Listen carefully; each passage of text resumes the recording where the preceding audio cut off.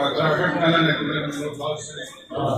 ربنا آتنا في الدنيا حسنة وفي الآخرة حسنة وقنا عذاب النار وقنا عذاب القبر وعذاب الحشر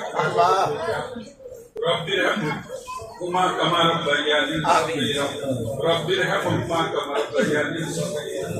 ورب العالمين فاغفر لنا তোমার উদ্র আগমনে মাসের প্রথম